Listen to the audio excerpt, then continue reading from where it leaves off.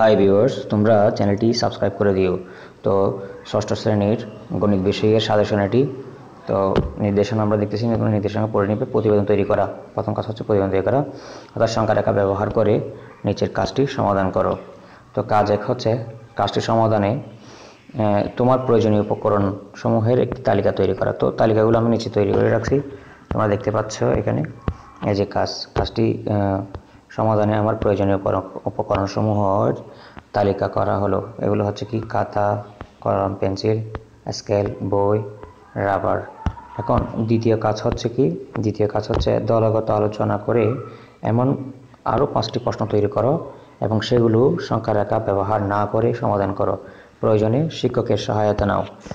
আচ্ছা, আমরা কাজ দেখতে পাচ্ছি ক নম্বরে এই যে এগুলো সংখ্যা দিয়ে আছে 35, 25, 105, আর খ নম্বর দিয়ে আছে 45, 18, 99। তো কাজটা হচ্ছে কি, একটি ডায়াগ্রাম গুণনীয়ক মৌলিক উৎপাদকে ইউক্লিডীয় যে কোনো একটি পদ্ধতিতে সমাধান করো। কাজগুলো করতে তোমার কেমন লেগেছিল একে অপরকে শেয়ার করো। তো কাজটি শেষে শিক্ষককে জমা দিতে হবে। তো এখন আমি এই যে সংখ্যাগুলোর ডায়াগ্রাম এঁকে দেখাবো।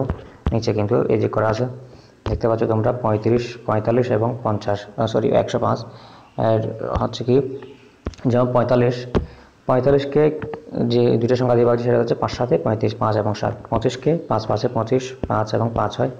105কে যেমন 105কে যদি আমি লসাগু বের করি তাহলে সেক্ষেত্রে আসবে কি 3 5 5 7, 3 5 7।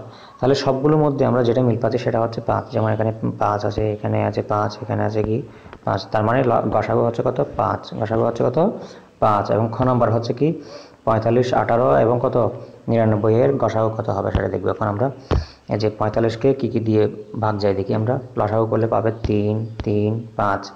18কে লসাগু করলে পাওয়া যায় 2 3 3। 99কে লসাগু করলে পাওয়া যায় 3 3 18। তো এগুলোর মধ্যে কি মিল আছে? আসলে মিল আমরা দেখতে পাচ্ছ এই যে 3 3 দুইবার আছে, এখানেও কিন্তু দুইবার আছে, 99 মধ্যেও 3 দুইবার আছে।